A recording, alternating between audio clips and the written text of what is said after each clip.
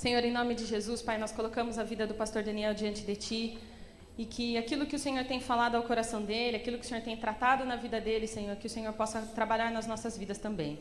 Que, como diz a Tua palavra, Senhor, não seja ele, mas o Teu Espírito Santo, Senhor, falando através da vida dele, que ele seja um instrumento Teu nesta manhã, para louvor do Teu nome, para engrandecimento do Teu reino. Que nos nossos corações, Senhor, haja quebrantamento, transformação, que haja cura, Senhor, que haja libertação neste lugar, através da Tua palavra, porque a Tua palavra que é a verdade que traz essas transformações nas nossas vidas. Nós agradecemos e louvamos o Teu nome, em nome de Jesus.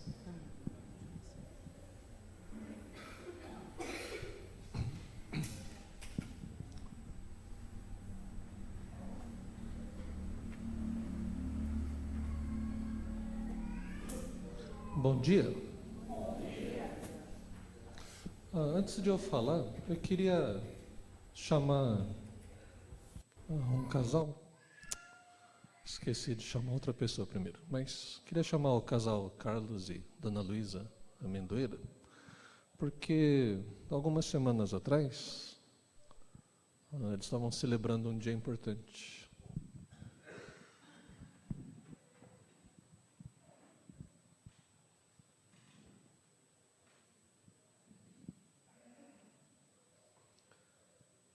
Que a Débora vai voltar dia 22, agora essa semana, 21.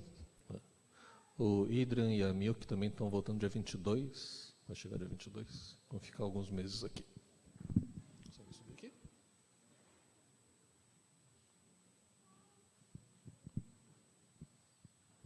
Vou contar o que vocês celebraram. Do dia 25 de maio, nós completamos 49 anos de casados. Isso somente foi possível com a bênção de Deus.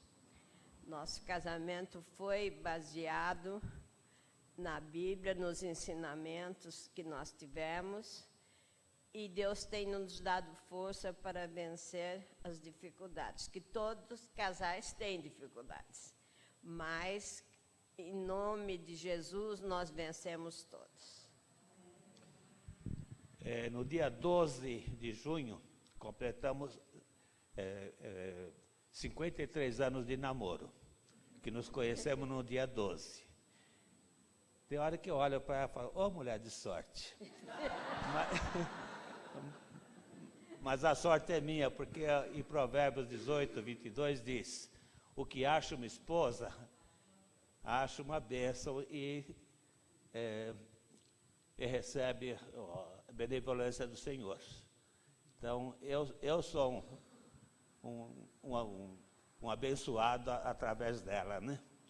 Então, é assim, é somente mesmo com a ajuda de Deus que a gente consegue. E eu costumo também dizer que nós somos do tempo em que se consertava as coisas, quando estragava, não jogava fora. Amém. Então, Deus abençoe. Vamos orar? Obrigado, Deus, pela vida desse casal tão querido. Obrigado porque eles estão 49 anos casados. E oramos, Deus, para que ainda nos anos que se seguem, que o Senhor possa continuar sendo provedor, possa ser aquele que é o centro do casamento deles. Amém. Que eles deixem uma herança muito bonita para que seus netos, filhos, bisnetos consigam manter a mesma fé que eles têm até hoje. Amém. Guarda-os, oramos em nome de Jesus. Amém. Amém. Amém. Esse ano que vem a gente faz uma festa maior, em vez de ser só vocês, dois fazendo festa. Dona Mac quer compartilhar também? Bom dia. Todo mundo certo? Oi?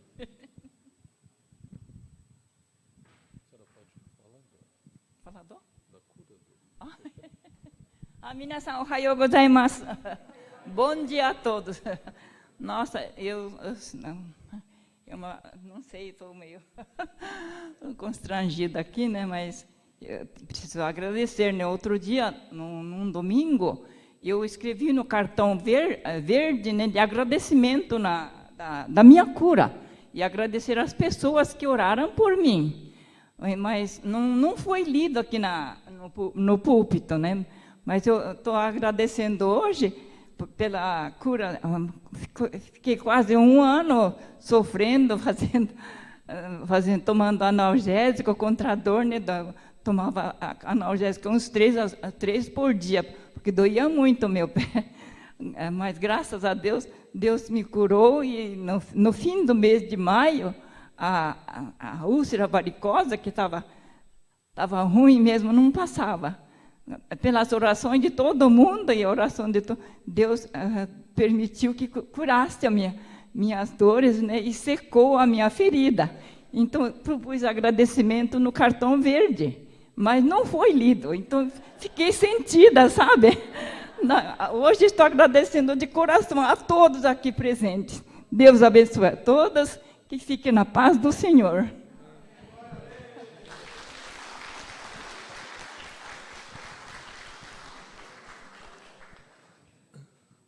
Do que eu conheço a Dona Mac, se ela está falando que estava doendo, é porque estava doendo muito.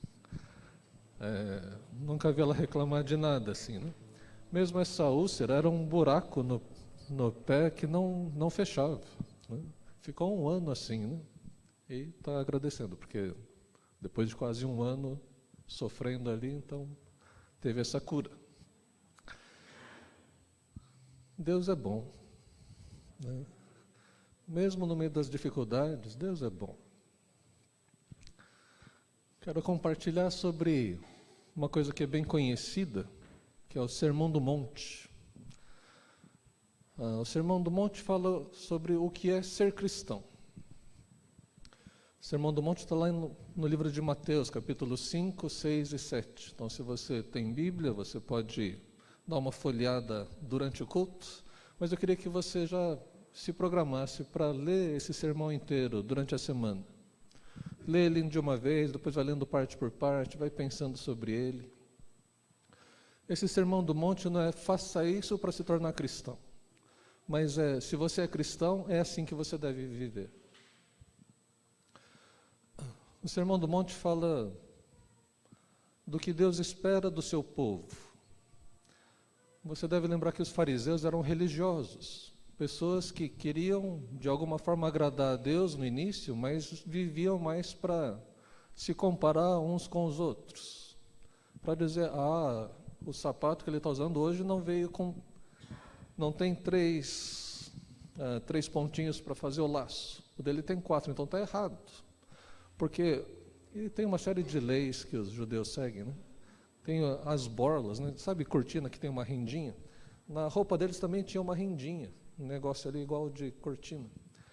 E aí, quanto mais comprido, parecia que era mais espiritual. Então, ficava assim, são coisas que a gente, olhando de fora, soam ridículas.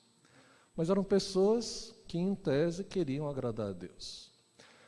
Então, o que Jesus vai dizer aqui não é a parte exterior. Não é o que você faz para que os outros vejam. Mas um cristão deve ser dessa forma, e é de dentro para fora que isso vai acontecer. Deixa eu fazer uma pergunta para você, queria que você conversasse com a pessoa do lado para dizer qual que é a diferença entre um cristão nominal e um cristão de verdade. Um cristão não praticante e um cristão de verdade. Qual que é a diferença?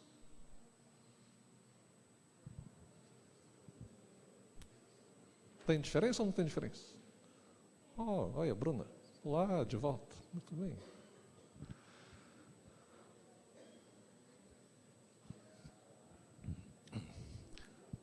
Agora conversa um pouco comigo aqui. Quais as diferenças que tem entre um cristão de verdade e um cristão nominal? O que um cristão de verdade faz que o cristão nominal não faz? Ou o que o nominal faz que o cristão não faz? Teórico prático. O cristão nominal, ele sabe, mas não vive aquilo. E o cristão de verdade vive as coisas que ele está falando. Ok? Um cristão de verdade é humilde. Olha só. O nominal pode não ser, né? É obediente. Obediente. O que mais?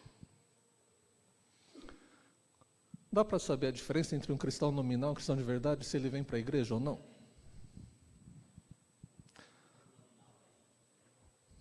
Às vezes vem, às vezes não vem também. Não é o fato de vir para a igreja que garante que ele é um cristão de verdade. Um cristão de verdade a gente espera que ele venha sempre, mas às vezes a pessoa não vem e é cristão de verdade. Não sei. Como que a gente faz a distinção? Pelo fruto. Que tipo de fruto você espera? Tipo o quê? Fruto do Espírito. Amor, alegria, falou de humildade. Então tem características da pessoa. Vocês sabem que lá em Brasília, como em qualquer outro lugar, tem a bancada evangélica. Um que está preso hoje em dia é dono do jesus.com.br, alguma coisa assim. Todos os sites que começam com Jesus, ele é dono do negócio. O Eduardo Cunha, da Assembleia de Deus, uma igreja em tese boa. Qual que é a diferença? O que ele faz que o desqualifica como cristão? O que está errado no... Você olha para ele e fala, esse é um cristão de verdade. Ou você olha e fala, isso daí não é cristão.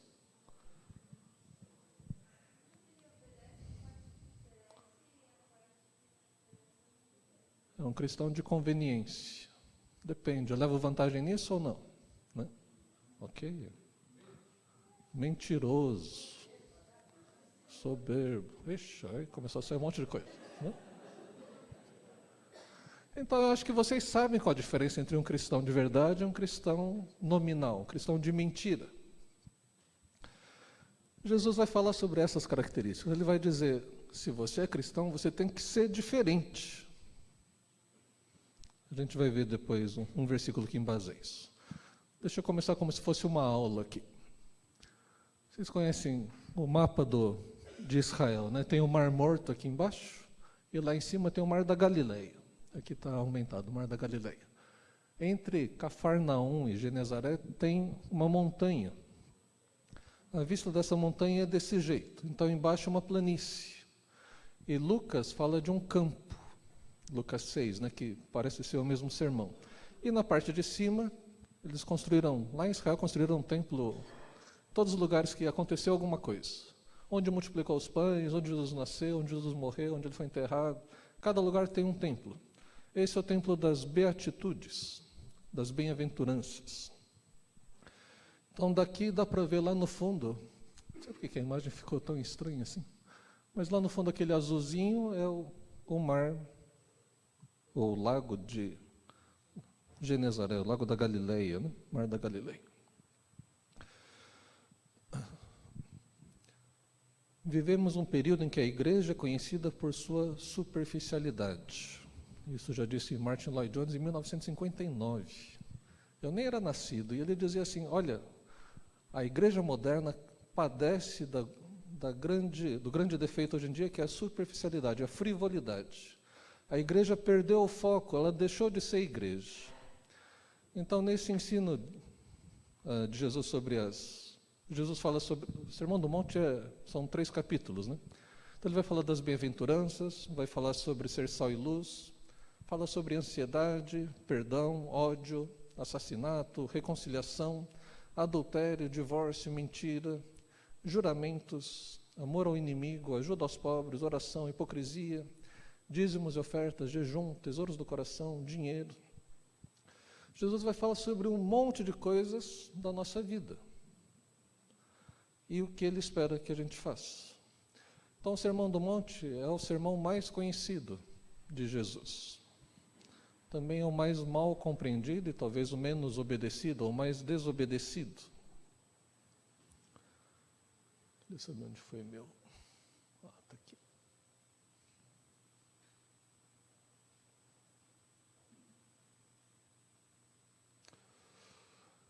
Jesus termina esse discurso dizendo, se você ouviu essas coisas e pratica, você é como alguém sábio. Alguém sábio que constrói a sua casa sobre a rocha. Agora, se você ouve todas essas coisas e esquece delas, não pratica, é como se construísse a casa em cima da areia. E aí, quando tiver uma crise, você vai ver quão desgraçado vai ser o resultado final. Então, a característica mais óbvia da moderna igreja cristã, isso em 1959, é a superficialidade. Martin Lloyd Jones é um inglês, ele é depois da Segunda Guerra. São 3 os teólogos que não eram teólogos mais importantes da história cristã, do mundo ocidental, nessa época. Os 3 não eram teólogos, porque depois da Segunda Guerra Mundial, o pessoal ficou tão decepcionado. Como que você vai explicar a matança, o horror da guerra, diante de um Deus tão bondoso? Como conciliar essas 2 coisas? Então o pessoal, muita gente se tornou incrédula. E aí vem um tal de liberalismo também, dizendo assim que você, para ser um bom cientista, você não deve ter um envolvimento emocional com o seu objeto de estudo. Assim como o médico não deve operar seu parente, né? Então você deve se distanciar do seu objeto de estudo. Então qual que é o melhor teólogo? Aquele que não é cristão. Olha só a ideia que o pessoal tinha. Então a coisa começou a ficar meio... Aí virou uma bagunça. Aí 3 homens se destacaram nessa época. Um é esse Martin Lloyd Jones. Ele era assistente do médico do rei da Inglaterra. Fazia parte da equipe médica real. E com 23 anos ele desistiu e foi ser pastor. Depois de um tempo ele volta para Oxford e lá ele fica 20 anos pastoreando uma igreja. Então tinha esse médico, o outro é C.S. Lewis, que vocês conhecem da Crônicas de Nárnia.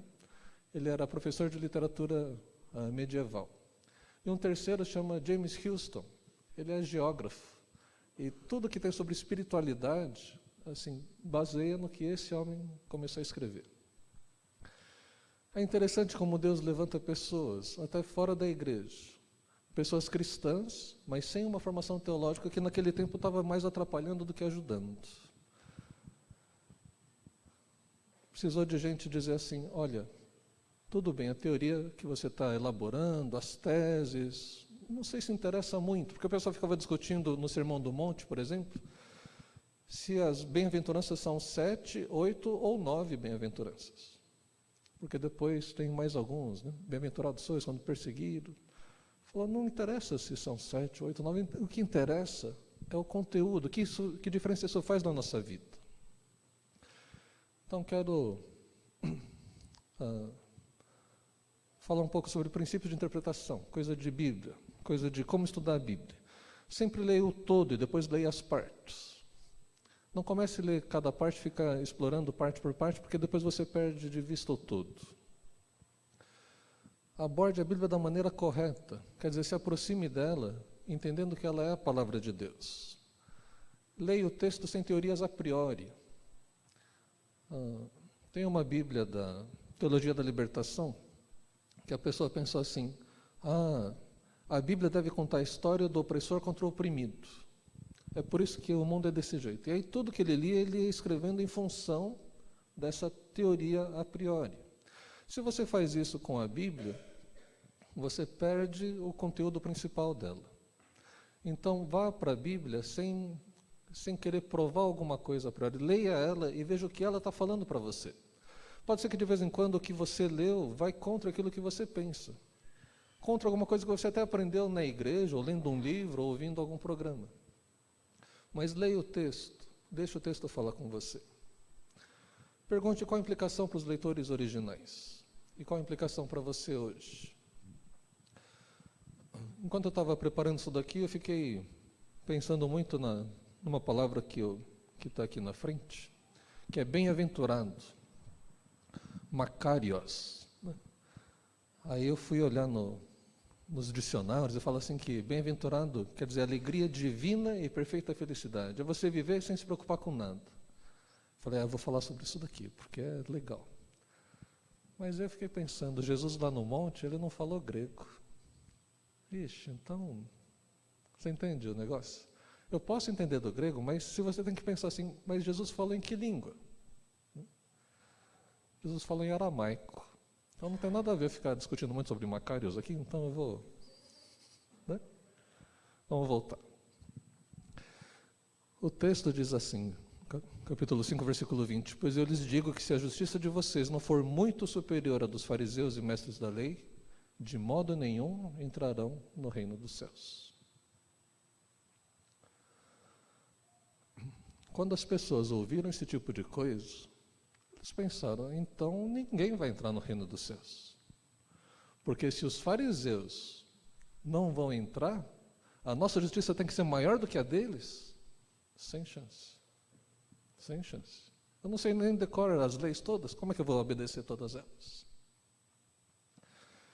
Então hoje a gente enfrenta uma crise de valores, por causa da impunidade, justiça tardia. Vivemos uma crise de caráter. E o que Jesus vai falar é sobre caráter, um caráter que vai mudar de dentro para fora. E não tem como você se esforçar para fazer essas coisas. Falou sobre, uma das características é ser humilde. Fala para uma pessoa orgulhosa, você tem que ser mais humilde. Falou, tá bom, eu vou ser o cara mais humilde do mundo. Né? É o máximo que ele consegue fazer, porque não tem como mudar a sua própria natureza. E entenda também que algumas pessoas têm uma tendência a serem mais humildes naturalmente. Mas o que Jesus está falando aqui não é da tendência natural nossa. Jesus está falando de uma mudança que acontece quando alguém se torna cristão. Então Jesus fala sobre justiça verdadeira, em contraste com aquela justiça aparente dos judeus. Sabe, vocês olham para os fariseus e vocês acham que eles são justos. Mas eles não têm nada de justiça. A justiça dele é do reino desse mundo. Se você quer entrar no reino dos céus, e não esqueça, a gente está no livro de Mateus, e Mateus foi escrito para os judeus, e os judeus, de modo geral, pensavam num reino material, um reino aqui, que o Messias viria, implantaria um sistema político, e traria libertação, faria eles prósperos de novo, então só pensavam em termos daqui e agora. Jesus está dizendo de um reino dos céus, que vai ser lá e já está no meio de vós. Então, quais as características de alguém verdadeiramente justo? É isso que a gente vai ver aqui. Né? Deixa eu só explicar, porque eu já tinha feito o slide. Né? Então, essa alegria divina é porque é um tipo de alegria que só os deuses ou os mortos experimentam. Ninguém aqui na Terra experimenta. Por isso que, quando eu estava lendo o comentário, ele dizia assim, quando as pessoas ouviram essa palavra bem-aventurado, todo mundo pensou, não pode ser, essa é uma palavra muito difícil, isso não é para a gente, isso é só para os deuses. Né? Mas aí caiu a ficha e falei, puxa, mas Jesus não falava grego. Mas a palavra bem-aventurado é satisfação interior, que independe das circunstâncias para ser feliz. Quando a gente pensa em felicidade, a gente pensa em alguma coisa assim. Mas você sabe que hoje em dia tudo ocorre por causa da felicidade. O que une essas duas cenas, a Cracolândia e um casal romântico, é a busca pela felicidade. As pessoas casam para ser felizes, elas separam para ser felizes, elas casam de novo para serem felizes, elas adulteram porque acham que vão ser felizes, elas consomem ou drogas ou consomem coisas para se sentir felizes. Essa busca pela felicidade por parte dos homens normalmente termina numa coisa vazia. E o que Jesus está ensinando é, eu vou te ensinar o que é ser feliz de verdade. Eu vou ensinar o que é ser bem-aventurado. Começando o texto aqui das bem-aventuranças. Vendo as multidões, Jesus subiu ao monte e se assentou. Seus discípulos aproximaram-se dele, ele começou a ensiná-los dizendo, bem-aventurados os pobres em espírito, pois deles é o reino dos céus. Bem-aventurados os que choram, pois serão consolados. Bem-aventurados os humildes, pois eles receberão a terra por herança. Bem-aventurados os que têm fome e sede de justiça, pois serão satisfeitos. Bem-aventurados os misericordiosos, pois obterão misericórdia. Bem-aventurados os puros de coração, pois verão a Deus. Bem-aventurados os pacificadores, pois serão chamados filhos de Deus. E bem-aventurados os perseguidos por causa da justiça, pois deles é o reino dos céus. Eu mesmo, quando lia essas 8 bem-aventuranças, eu li e pensava assim, então Deus está falando para grupos de pessoas diferentes. Então, quem é pobre em espírito é bem-aventurado. Aquele que chora também é bem-aventurado. É como se fossem pessoas diferentes. Mas a ideia é que essas são características de todos os cristãos de verdade, não os nominais, né? E você vai ver sempre que a recompensa é o reino dos céus, é o consolo, receberão a terra por herança, serão satisfeitos, obterão misericórdia, verão a Deus, serão chamados filhos de Deus, e deles é o reino dos céus. Essas bem-aventuranças começam e terminam dizendo que, porque deles é o reino dos céus. Quem que tem o reino dos céus, então? Os bem-aventurados, os cristãos de verdade. Esses é que têm o reino dos céus. Quem vai estar no reino dos céus são esses que têm essas características. Quando fala da mansidão, a gente vê... Mansidão não é ser capacho. Assim como as mulheres, quando ouvem, sejam submissas aos vossos maridos, entendem mal o versículo. Mas quando fala que bem-aventurados os mansos, aqui não fala manso, né? Alguém tem outra versão? Perdi aqui. É humilde que é o manso. Humilde é uma tradução boa, né? Jesus era chamado de homem mais manso da terra. E você lembra como ele chegou chutando as mesas e com chicote? Por que ele era manso? Qual que é a diferença de mansidão e ser capacho? O que é um cavalo manso? Dócil. A natureza dele é ser selvagem. Foi adestrado. De alguma forma ele foi quebrantado. Aquela raiva, aquela energia dele agora está sob controle. Então isso é ser manso. Não é você não ter força, mas ter domínio sobre a sua força. Então você demonstra mansidão. Moisés foi chamado de homem mais manso da terra também. Ele também era um cara muito manso. Então quando a gente fala das bem-aventuranças, a gente está dizendo que todos os crentes devem ser assim, todos os cristãos devem ser assim. Mais do que isso, que todos os crentes podem ser assim. O orgulhoso pode se tornar humilde. O mentiroso pode parar de mentir. Falar, como que vai acontecer isso? É só um milagre. Né? Só no poder do Espírito Santo. Só de dentro para fora. Mas isso é o que se espera de todos os crentes. Quando a gente fala do beatitudes, beato, né? Recentemente João Paulo II foi declarado beato. O próximo passo é ele se tornar santo. Isso no pensamento católico, né? Para os evangélicos, ou lendo a Bíblia, não precisava nem ser para os evangélicos, mas lendo a Bíblia, você vai perceber que você já é santo.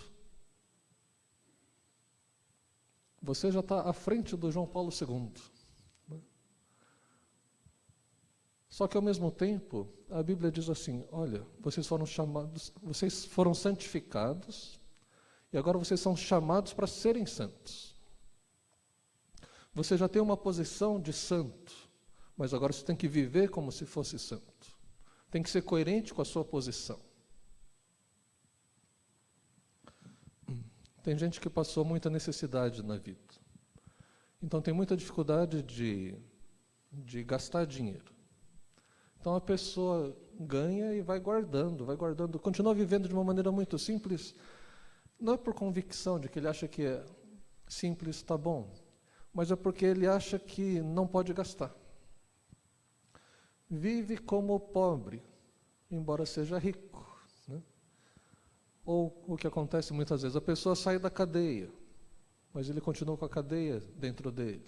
Né? O grande desafio para quem trabalha com os egressos, com os que saem do sistema prisional, é como fazer para que eles vivam de maneira livre agora. Porque ele vive como se continuasse preso. Então nós também fomos chamados, temos uma posição em Cristo. Agora a gente deve viver conforme essa posição que a gente tem em Cristo. E a gente pode viver dessa forma. E espera-se que todos os crentes manifestem todas essas qualidades. Talvez alguns você tenha que lutar mais, A sua natureza é mais antagônica em relação a algumas dessas coisas. Em outras parece que é mais fácil. Mas o quadro geral é de alguém que vive com Deus e essa vida está fluindo de dentro para fora. Então nada disso é tendência natural. Essas beatitudes diferenciam o crente do incrédulo. Então, quando você olha para algumas pessoas que se declaram cristãs, não sei quantos lembram do Marcelinho Carioca, foi jogador Corinthians, Flamengo, e uma vez ele fez gol e estava tão empolgado que ele tirou toda a roupa, ficou de cueca e ficou chutando a bandeirinha lá no canto. E aí perguntaram para um amigo meu, você acha que ele é crente? Aí ele ficou assim, imagina se ele não fosse. Não quero nem pensar nisso, né? Algumas coisas são estranhas para a gente. Eu já contei essa história também. Minhas filhas foram evangelizar as colegas na escola quando eram pequenas, né? E eu não lembro se era a Esther ou se ele veio dizer assim, olha, tem umas meninas na minha classe que falam que são evangélicas, mas elas não são, não. Isso com 5, 6 anos ela reconhecia. A gente pode não saber explicitar todas as coisas, mas você olhando, você tem que dizer, isso daí é crente. Isso daqui não parece. Tem alguma coisa errada. Acho que eu já mencionei isso também agora. Eu falo em vários lugares, agora eu já não sei se eu já falei ou não falei. Então, se eu já falei, desculpa, mas eu vou falar de novo, então. Se eu não falei... Tem uma menina presbiteriana que namora um cara da Metodista Livre. Contei essa ou não? Os presbiterianos, eles bebem vinho, bebem cerveja. E a menina é presbiteriana e o rapaz é da Metodista Livre. E ela saiu junto com a turma ali e falou, mas viu, por que o pessoal da sua igreja bebe tanto assim? Aí fiquei com vergonha. Né? Não foi dessa igreja, graças a Deus. Mas é estranho, sabe essa coisa que choca? Por que o pessoal que é da igreja está bebendo desse jeito? Tem alguma coisa que está errada. Alguma coisa está errada, não está certo esse negócio. O tipo de namoro que está tendo, isso daí não é cristão. Né? Então vão surgindo coisas que se você foi formado, se você foi forjado com esses valores, você vai perceber que tem alguma coisa que está errada. Alguma coisa está errada. Então, são essas coisas que diferenciam o crente do incrédulo. Quem aqui já leu Mateus 5, 6 e 7? Não, tem gente que não leu ainda, ou todo mundo já leu. Se já leu faz tempo, ou foi recente, não importa, leia de novo. Vamos pensar junto, a gente vai começar uma sequência sobre essas bem-aventuranças. Nossa vida é coerente com este sermão? E aí eu queria que você prestasse atenção, não quero que a sua pergunta inicial seja sobre um versículo ou outro. Uma vez ouvi assim, tem uma parte ali que Jesus fala, se alguém quiser levar seu casaco, dá sua camisa também para ele. Já pensou se a gente deixa todo mundo fazer isso? Aí ia ser um caos, né? A pessoa começou a discutir sobre isso. Falou, viu, você não está entendendo. Aqui a gente não está falando de leis sociais. Aqui a gente está falando sobre a atitude de um cristão. E aí você tem que olhar o quadro como um todo. Se você começa a pegar particularidades, aí surgem as seitas. Né? Toda vez que você pega uma particularidade e fica só nela e esquece o restante, aí a coisa distorce. Então, é para ler o todo. E a partir do todo, você se compara com esse todo. E você vai ver, eu vivo de maneira coerente com esse sermão? Ou a minha vida não faz muita diferença do meu amigo que não é cristão? Meus valores, meus objetivos de vida, é tudo muito parecido com quem não é cristão? Então, talvez tenha alguma coisa errada. E aí não é só uma questão de esforço, mas uma questão de pedir para Deus para que Ele modifique a gente, para que Ele transforme a gente de dentro para fora. Porque a gente não consegue parar de mentir, a gente não consegue parar de ser ganancioso ou de falar mal dos outros por nossa própria vontade. Precisamos da ajuda essencial de Deus. Uma oração que eu costumo fazer aqui na frente, Na Santa Ceia é Deus, o Senhor sabe todas as coisas. Se Deus sabe todas as coisas, não adianta você ficar argumentando com Ele. Não tem os, como é que chama? Os paliativos, atenuantes. Olha, Deus, eu tive que fazer isso porque, sabe, né? Todo mundo estava fazendo, ou se eu não fizesse ia prejudicar alguém, ou se eu fosse denunciar, aí ficava mal para mim. Deus sabe todas as coisas e sabe a escolha que você fez. Por isso a gente pede, tem misericórdia. Me trata não conforme eu mereço, mas com a tua graça, de maneira bondosa. Se você acha, tem na sua cabeça que você merece alguma coisa, talvez você ainda não tenha lido o suficiente o texto de Mateus 5, 6 e 7. Porque quando a gente começa a ler, a gente percebe o quão distante a gente está do padrão de Deus.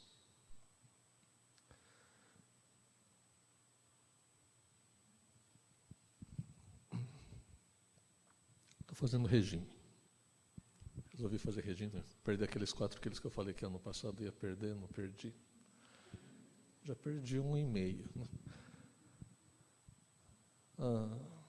E o regime é para de comer carboidrato. Tira açúcar, tira cereais, tira amido e coma proteína e gordura à vontade. É uma coisa meio diferente. Um dia eu vou explicar melhor aqui. Só que aí eu assisti um filme sobre como que matam os animais hoje em dia. Não sei se você já viu um negócio desse. Chama Terráqueos, o filme, um documentário. Então mostra a criação de aves, criação de bois, como que faz para matar eles, os porcos, assim. Revirou meu estômago. E o autor desse livro, ele fala assim, a gente tem que discutir se essa dieta que a gente está dizendo que é mais saudável, se ela é sustentável para a humanidade toda, por exemplo. Se é eticamente aceitável que a gente continue matando os animais dessa forma. E aí a minha frase é, Deus, o Senhor sabe todas as coisas. Tem misericórdia. A gente vive de maneira muito incoerente como seres humanos. Estamos destruindo o planeta, estamos destruindo tudo. E de maneira maldosa. Até peixe, que você acha que não sofre tanto, mas peixe sofre também, eles arrastam todos os peixes.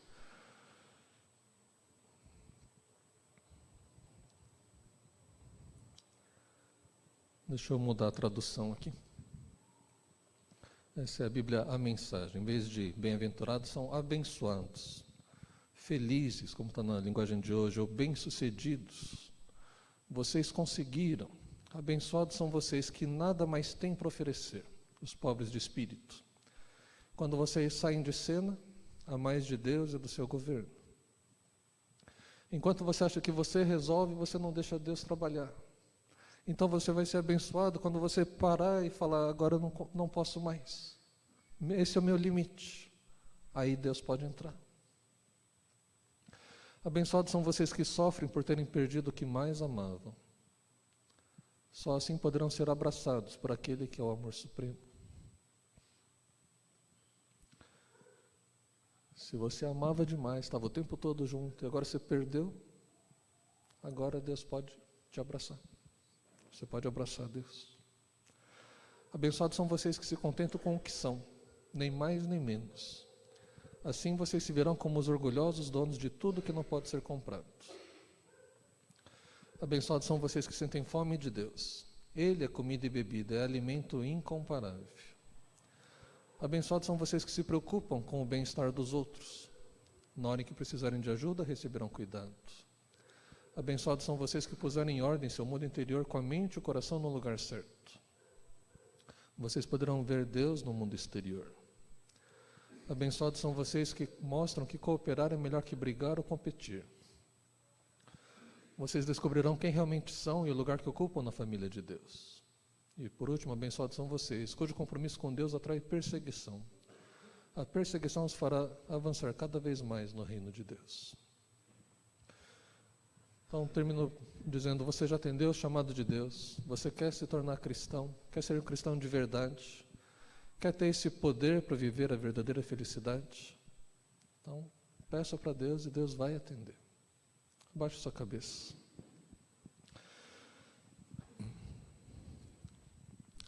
Deus, o Senhor é um Deus muito bom. O tempo todo o Senhor tem sido um Deus bom. Ao mesmo tempo, Deus, olhamos para nós mesmos e vemos nossa limitação. Não queremos, Senhor, ser como os fariseus, como hipócritas, dizer uma coisa e viver outra coisa. Também não queremos, Senhor, viver de maneira superficial, envergonhando o Teu nome e trazendo desonra para a Tua igreja. Então, Deus, nós queremos viver de maneira coerente com o chamado que o Senhor tem para nós.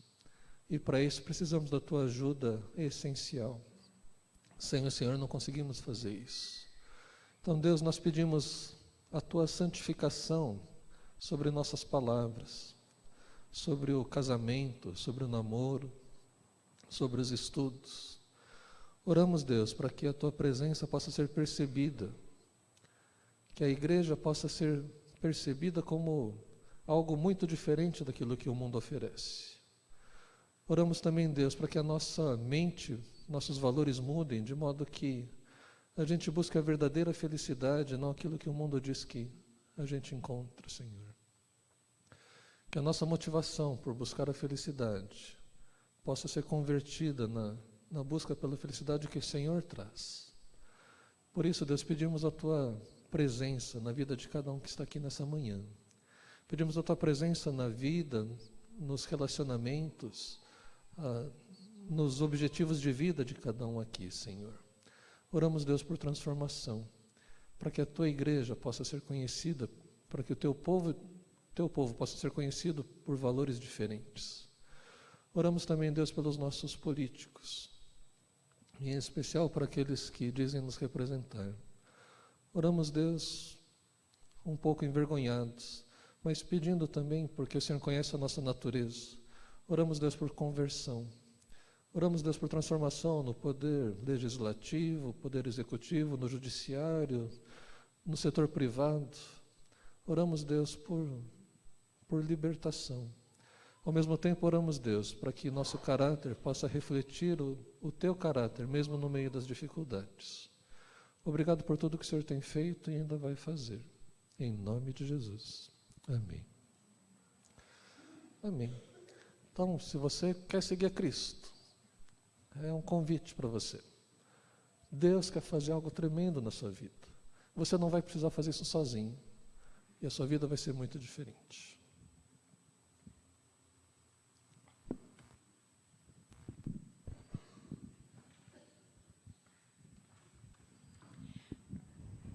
Obrigada, pastor, pela mensagem. Então, não vamos esquecer Mateus 5, 6 e 7, lê e relê ao longo da semana. Pessoal, os avisos,